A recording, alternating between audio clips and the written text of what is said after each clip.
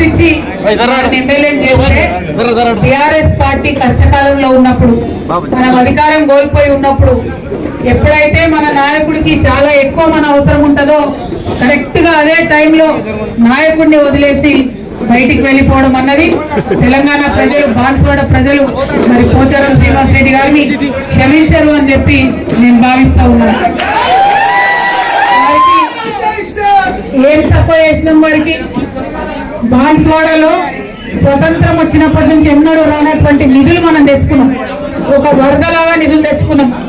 నా దగ్గర మొత్తం లెక్కపత్రం అంతా కూడా ఉన్నది. ఇన్ని నిధులు ఏ నియోజకవర్గానికి కూడా వచ్చిండవు. ఒక ముఖ్యమంత్రి గారి నియోజకవర్గానికి ఏ స్థాయిలో అయితే నిధులు ఇవ్వడం జరుగుతుందో అదే స్థాయిలో బాన్సువాడకు నిధులు ఇచ్చినటువంటి మహా వ్యక్తి కేసీఆర్ గారు. మరి ఆ కేసీఆర్ గారు స్వతంత్రంలో ఎన్నడూ రానన్ని నిధులు ఇస్తే కూడా మరి ఇంకా ఏదో నిధులు కావాలని చెప్పి ఇంకా నిధులు తీసుకొస్తామని చెప్పి పోచారం శ్రీనివాస్ రెడ్డి గారు వెళ్ళినారు. ఇవాళ నేను బాన్సువాడ గడ్డ నుండి పోచారం శ్రీనివాస్ రెడ్డి గారిని పెద్దల్ని వారిని ప్రశ్నిస్తా ఉన్నాను. 10 సంవత్సరాలలో కేసీఆర్ గారు 10,000 కోట్ల రూపాయలను బాన్సువాడకి ఇవ్వడం జరిగింది. అంటే సంవత్సరానికి దాదాపు 1000 కోట్ల రూపాయలు. మరి పోచారం శ్రీనివాస్ రెడ్డి గారిని నేను ప్రశ్నిస్తా ఉన్నా. ఇవాళ మీరు కాంగ్రెస్ పార్టీకి పోయిండ్రు, నిధులు వస్తాయి అధికారం ఉందని పోయిండ్రు. మరి సంవత్సరానికి 1000 కోట్ల నిధులు కాంగ్రెస్ పార్టీలో మీరు తీసుకొని రాగలుగుతారా అని నేను మీకు ఛాలెంజ్ చేసి అడుగుతా ఉన్నాను. మీరు కాంగ్రెస్ కు పోయిండ్రు అంటే ప్రజలకు మంచి జరగాలి. మీరు కాంగ్రెస్ పోయిండ్రు అంటే మీ మీద నమ్మకం పెట్టుకొని గెలిపించినటువంటి కార్యకర్తలకు న్యాయం జరగాలి.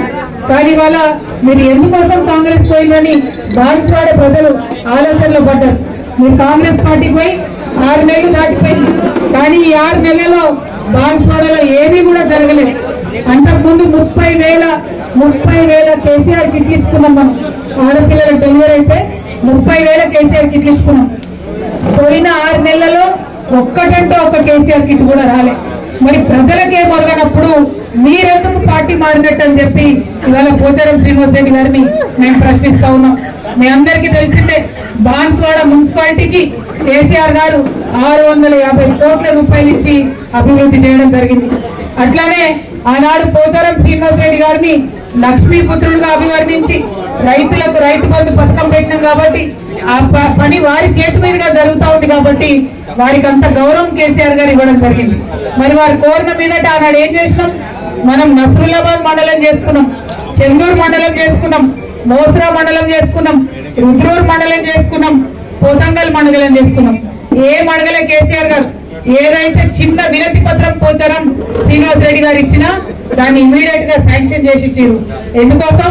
బాన్సువాడ ప్రజల కోసం.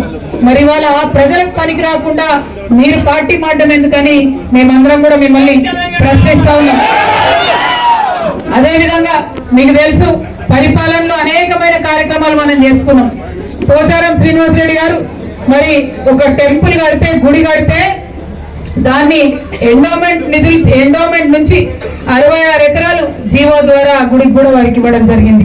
మరి ఆ గుడికి 30 కోట్ల రూపాయలు కూడా అభివృద్ధి కోసం ఇవ్వడం జరిగింది. నేను మళ్ళా అడుగుతా ఉన్నా, ఏం తక్కువ జరిగింది పోచారం గారికి? ఎందుకోసం పార్టీ మారిందో మీరందరూ కూడా పదే ప్రశ్నించాల్సినటువంటి అవసరం ఉన్నది. ఇవాళ మనం ఆలోచన చేస్తే 42,000 మందికి మనం ఇక్కడ బాన్సువాడలో ఆసరా పెన్షన్లు ఇచ్చుకున్నాం. మరి కాంగ్రెస్ వాళ్ళు ఏం చెప్పారు? మేము అధికారంలోకి రాగానే 2,000 4,000 అయిపోయినది. అయినా అని ఎక్కడన్నా వచ్చిందా? మరి మహాలక్ష్మి పథకం ఆడపిల్లలందరికీ 2,500 ఇస్తామన్నారు, ఇచ్చిందా? మరి ఇయ్యనప్పుడు ఈయన పార్టీ ఎందుకు మారినట్టు మనం అడగాలనా వద్దా? మన ఆడబిడ్డలకు చెప్పాలనా వద్దా? అట్లనే 66,670 మందికి రైతు బంధు ఇచ్చుకున్నాం మనం. పోయిన సంవత్సరంలో ఆనాడు కేసీఆర్ గారు దాచిపెట్టిన పైసలు ఒక్క కిస్తీ ఇచ్చారు రైతు బంధు తప్పితే, మధ్యలో ఒక పంటకు ఎగ్గొట్టింది. ఇప్పుడేమో 12,000 ఇస్తామని చెప్పి మాట్లాడుతున్నారు. దానికి 100 రూళ్లు, దానికి అనేకమైన కోతలు. అంటే కాంగ్రెస్ ప్రభుత్వం కేవలం కోతల ప్రభుత్వమే తప్ప చేతల ప్రభుత్వం కాదన్నది మనకు తెలుస్తున్నది. మరి అయినా పోచారం శ్రీనివాస్ రెడ్డి గారు పార్టీ మారిండు. ఆయననే రైతులకు మంత్రి ఉండే, ఆయన చేతి మీద ప్రారంభమైన పథకం 15,000 ఇస్తా అన్న కాంగ్రెస్ పార్టీ ఎగ్గొట్టి వాళ్ళ 12,000 ఇస్తే మీరు ఇంకా ఆ పార్టీలో ఎట్లా ఉంటున్నారని మిమ్మల్ని మేము ప్రశ్నిస్తున్నాం. అట్లనే 14,000 మందికి రైతు బీమా డబ్బులు వచ్చినాయి మన బాన్స్వాడలో. ఎంత అద్భుతమైన కార్యక్రమం. రైతు చనిపోతే వారం తిరిగే లోపల వాళ్ళ ఇంటికి 5 లక్షలు వచ్చినటువంటి పరిస్థితి. ఇవాళ పరిస్థితి లేదు.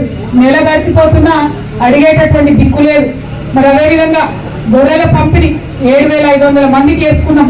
మరి ఈ గవర్నమెంట్ రాగానే 2వ విడత ఇస్తామని చెప్పి మాట ఇచ్చింది ఒకవేళ అధికారంలోకి వస్తే. కానీ రాగానే ఎగబెట్టినటువంటి పరిస్థితి. మరి ఎందుకోసం పోచారం గారు పోయిందో కనీసం గొర్రెల పంపిణీ చెక్కులు డీడీలు కట్టిన వాళ్ళకు కూడా ఇప్పించుకోలేని పరిస్థితుల, దయనీయమైన పరిస్థితుల పార్టీ మారడం ఎందుకో, కన్న తల్లి లాంటి బీఆర్ఎస్ పార్టీకి ద్రోహం చేయడం ఎందుకో పోచారం శ్రీనివాసరెడ్డి గారు చెప్పాలని చెప్పి మేము డిమాండ్ చేస్తా ఉన్నాం. ఇక మీకు తెలుసు మన మత్స్య శాఖలో చేపలు పట్టేటటువంటి గూండ్ల సోదరులు, బెస్త సోదరులు, గంగపుత్రులు ఉంటే 250 చెరువులు మన నియోజకవర్గంలో ఉంటే ప్రతి చెరువులో ఉచితంగా ఫిష్ ఫీడ్ పోసినాం మనం.